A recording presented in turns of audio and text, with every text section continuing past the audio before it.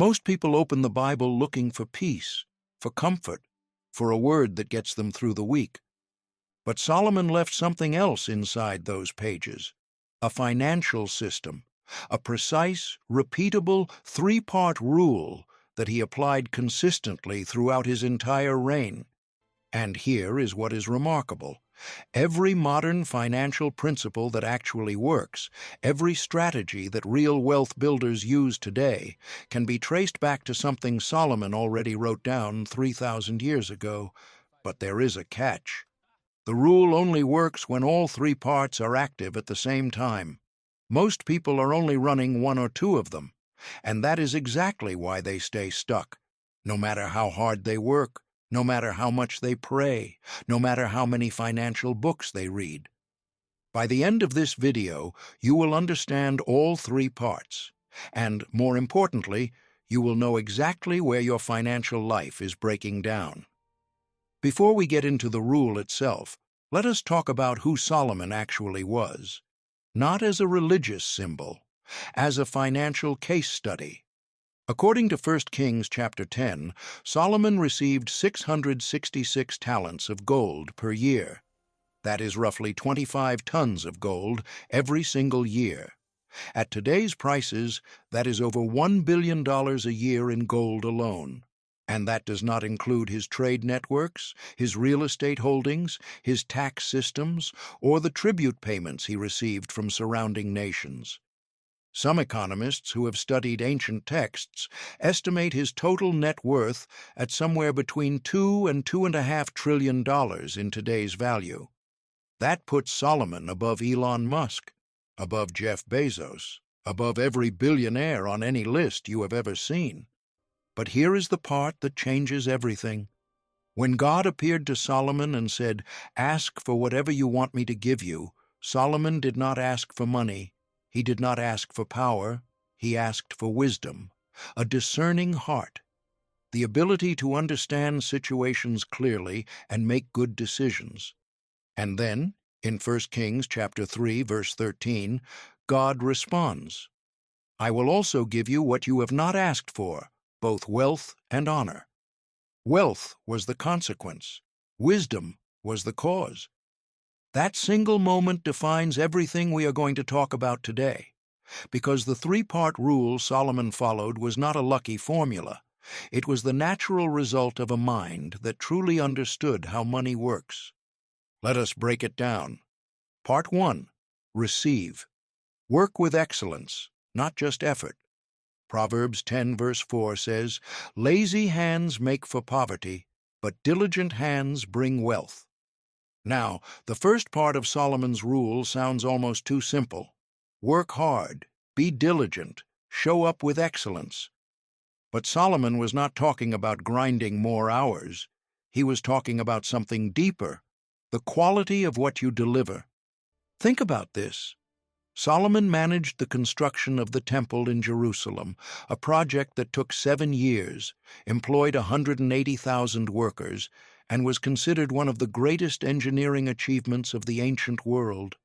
He ran trade routes stretching from Egypt all the way to southern Arabia. He negotiated with foreign queens and kings. All of that required a level of operational excellence that goes far beyond just working hard. Here is the shift most people miss. The average person works to trade time for money. Solomon worked to build systems that generated value whether he was in the room or not. He was not just on the job site. He was designing the process, selecting the best craftsmen, and making strategic deals that multiplied his output. Proverbs 22, verse 29 makes this plain. Do you see someone skilled in their work? They will serve before kings. Notice it does not say someone who works a lot. It says someone skilled. Excellence is what opens doors that raw effort simply cannot. Practical question for you right now. Are you just meeting the minimum expected of you, or are you delivering at a level that makes people think of you first when a bigger opportunity comes around? Part 1 is about creating the income, but income alone does not build wealth, because if you receive and spend everything, you are on an endless treadmill. That is where Part 2 comes in. Part 2. Reserve. Save before you spend, every single time. Proverbs 21 verse 20 says, "The wise store up choice food and olive oil, but fools gulp theirs down." 3,000 years ago, Solomon described something that financial advisors today call an emergency fund and cash flow management. He called it storing choice food and olive oil.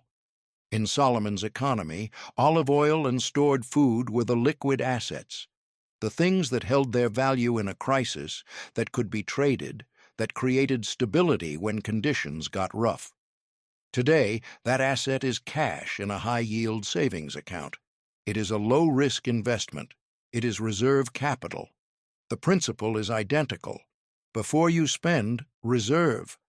But Solomon is not just saying save money. He is describing a mindset, the mindset of someone who thinks in seasons and cycles, not just in the moment. Here is the trap most Americans fall into.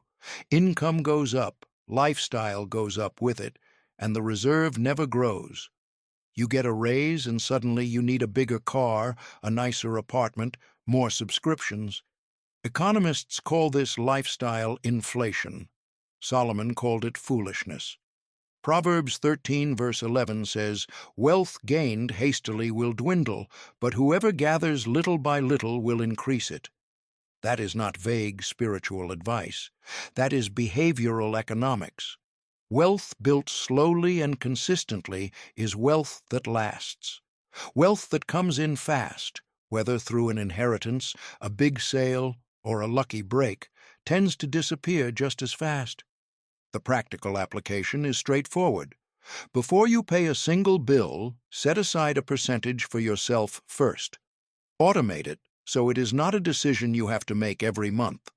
It is not what is left over at the end of the month that you save. It is what you pull out at the beginning. Now you are receiving with excellence. You are reserving with discipline. But here is the thing. There are people who do both of these consistently and still feel like something is off, like the prosperity they are working toward never quite arrives. That is because they are missing Part 3. And this is the part nobody sees coming. Part 3. Release. The rule that contradicts everything, and yet is the whole key. Proverbs 11 verse 24 says, "One person gives freely, yet gains even more. Another withholds unduly, but comes to poverty." Hold on. You just learned to work with excellence to increase your income. You learned to reserve before you spend. And now Solomon is saying the final key is to give? Yes. And we are not just talking about religion here. We are talking about a principle that shows up in Solomon's writings, but is also backed by behavioral psychology, economics, and the stories of the greatest wealth builders in modern history. Here is the logic. Money behaves like a seed, not like a stone. A stone you hold on to stays exactly the same. A seed you hold on to rots. But a seed you plant comes back multiplied. When Solomon talks about giving freely, he is not prescribing charity as a religious obligation. He is describing a principle of circulation. People who hold everything back create stagnation in their finances, in their relationships, in their businesses. People who release intelligently create movement, create trust, create opportunities that would never have existed otherwise. In today's world, this shows up in 3 practical ways. The first is strategic generosity in business. The most successful entrepreneurs in America understand that delivering value before asking for payment is what builds trust at scale. Think about every podcast, every YouTube channel, every free resource that has ever helped you. That is generosity as a business model, and it generates billions. The second is investing as an act of releasing. When you invest your money, you are letting it go today so it can come back multiplied tomorrow. The person who holds everything in a checking account out of fear is, in practical terms, watching their money lose value. Releasing with wisdom is not reckless. It is how wealth compounds. The third is genuine generosity as a spiritual principle, and this is where faith enters the conversation in a way that cannot be argued away. Solomon was not just describing economics, he was describing a spiritual law. God honors the generous heart, not as a transaction, not as a formula, but because generosity is the clearest expression of trust that there will always be enough. Proverbs 19, verse 17 says, "Whoever is kind to the poor lends to the Lord, and he will reward them for what they have done." That is the code that completes the system. Now, look at all three together. Receive without reserving. You will work your entire life and never build anything that lasts. Reserve without releasing.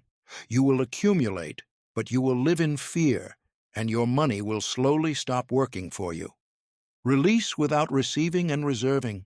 You will be generous, but you will never have the stability to sustain that generosity long term. But when all three work together, that is not just a financial strategy. That is a covenant pattern.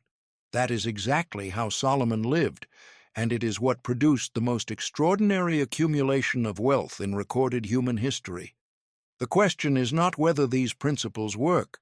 They have 3,000 years of evidence behind them. The real question is this: which of the three parts are you neglecting right now? Sit with that today. And if you want to go deeper, the next video breaks down the specific daily habits Solomon practiced that are hidden inside the Book of Proverbs.